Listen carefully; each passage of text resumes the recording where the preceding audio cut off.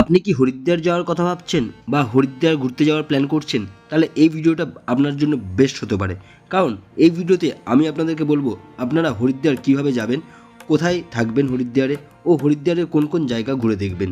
তো চলুন ভিডিওটা লাস্ট অবধি দেখতে থাকুন, যাতে আপনাদের হরিদ্বার যাওয়ার পর কোনো অসুবিধা না হয়। তো চলুন আর বেশি কথা বলবো না, ভিডিওটা শুরু করব আর আপনাদের সঙ্গে শেয়ার করব হরিদ্বারের সম্পূর্ণ ট্যুর গাইড।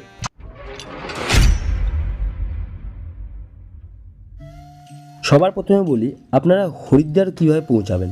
হরিদ্বার যাওয়ার জন্য আমাদের হাওড়া রেলওয়ে স্টেশন থেকে 3টে ট্রেন পাওয়া যায়, কুম্ভ এক্সপ্রেস, উপাসনা এক্সপ্রেস ও দুন এক্সপ্রেস।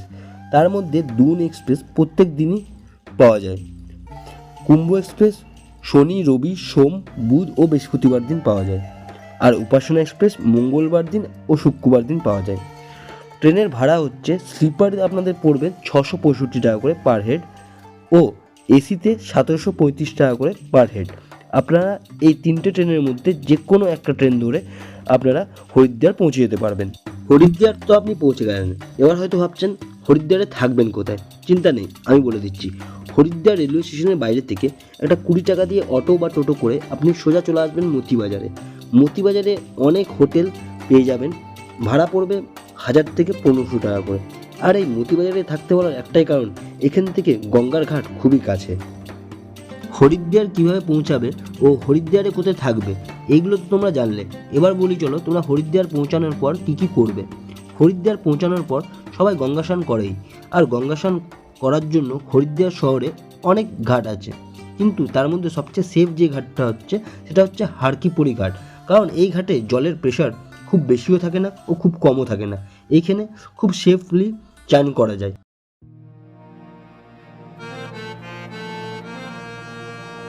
তোমরা হয়তো জানো হরিদ্বারের গঙ্গা আরতি খুবই বিখ্যাত, আর এই বিখ্যাত গঙ্গা আরতি এই হারকিপড়ি ঘাটেই হয়।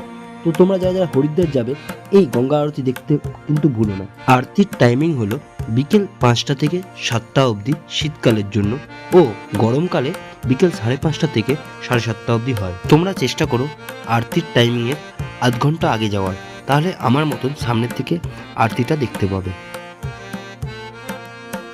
হরিদ্বার ঘুরতে গেলে লোকাল সাইট সিনে সবাই মনসা দেবী মন্দির ও চণ্ডী দেবী মন্দির ঘুরে দেখে, কিন্তু হরিদ্বার শহরে আরও অনেক মন্দির ও আশ্রম আছে যেগুলো ঘুরে দেখা যায়, যেমন দক্ষ প্রজাপতি টেম্পল, পাইলট বাবা আশ্রম, যন্ত্র মন্দির, শীতলা মাতা মন্দির, হরিহর আশ্রম, গীতা মন্দির। তো এই সব জায়গাগুলো আমি নিজে দেখে এসেছি। তো কিভাবে দেখে এসেছি তো চলো দেখে নাও। তোমাদেরকে লোকাল সাইট সিনটা ঘুরেই দেখাবো, তার জন্য আমি একটা টোটো বুক করে রেখেছি অলরেডি।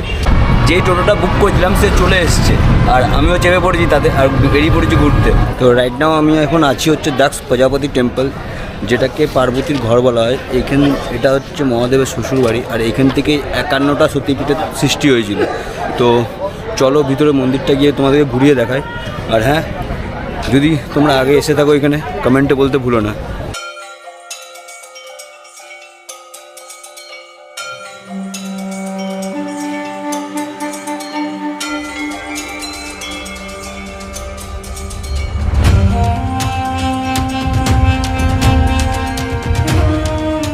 তো দক্ষ প্রজাপতি টেম্পলটা আমার খুবই ভালো লাগলো।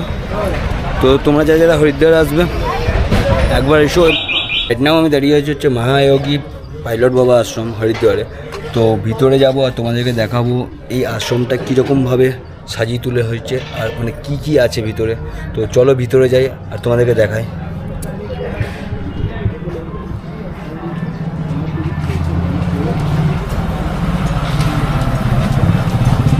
আমরা এলাম পাইলট বাবা আশ্রমে। তো পাইলট বাবা আশ্রমটা তোমাদেরকে ঘুরিয়ে দেখাচ্ছি।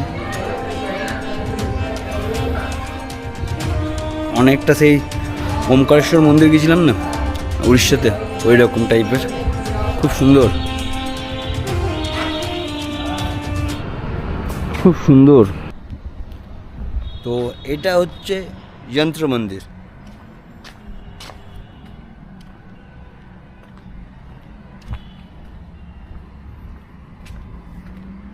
এখানে গৌশালা আছে, যাবো না কাছে। তোমরা ইচ্ছে করলে যখন লোকাল সাইট সিন করবে এই যন্ত্র মন্দিরটাও ঘুরে নিতে পারো। এইটাও একটা সাইটের মধ্যেই পড়ে, যেমন আমাদের পুরীতে চণ্ডীবাড়ি মন্দির ছিল ওইরকমই সেম। সেম টাইপেরই মন্দির, বেশ ভালো। তো চলো নেক্সট পয়েন্ট যাওয়া যাক।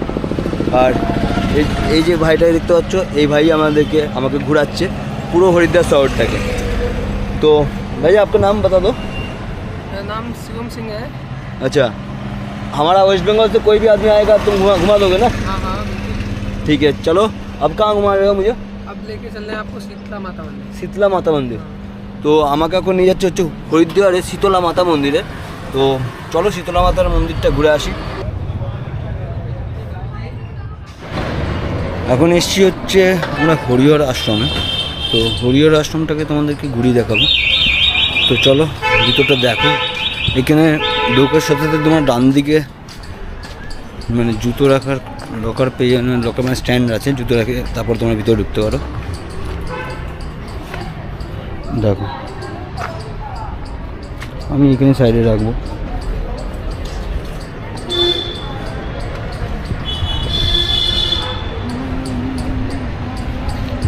বেশ ভালো রেড কার্পেট দিয়ে করা হয়েছে স্যার।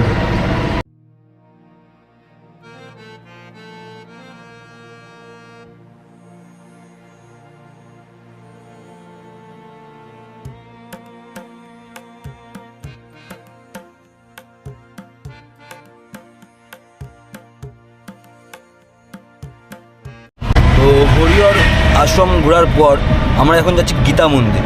তো গীতা মন্দিরটায় যাই, তোমাদের দেখাই গীতা মন্দিরটা কীরকম। বেশ ভালো লাগছে জায়গাটা। তো ফাইনালি আমি এসেছি এখন গীতা মন্দিরের সামনে। এই হোক গীতা মন্দিরের এন্ট্রান্স। তো চলো ভিতরে যাব আর তোমাদেরকে দেখাই গীতা মন্দিরটা কীরকম।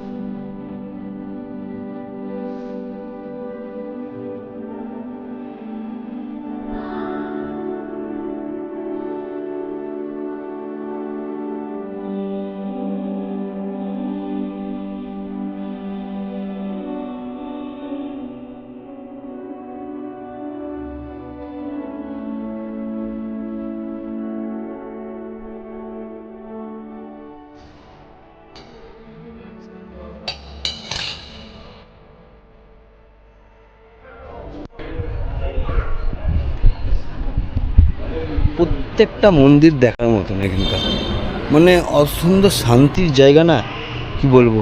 প্রত্যেকটা এটা মহাবীরের মন্দির।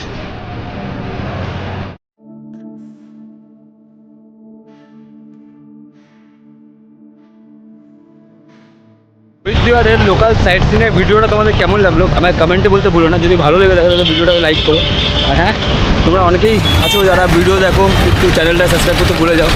তো আমি বলছি চ্যানেলটা সাবস্ক্রাইব করে দিও যাতে পরের ভিডিওর নোটিফিকেশনগুলো তোমরা পেয়ে যাও। হচ্ছে নতুন কোনো জায়গায় নতুন কোনো ভিডিও নিয়ে। ভালো থেকো।